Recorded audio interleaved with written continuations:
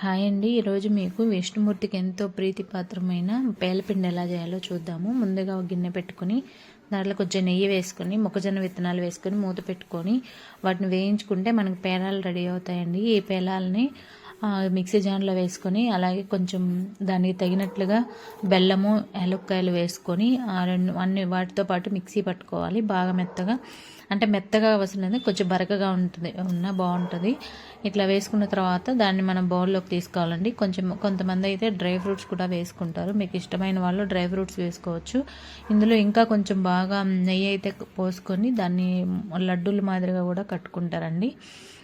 మీకు ఈ వీడియో నచ్చితే please subscribe and like and share friends.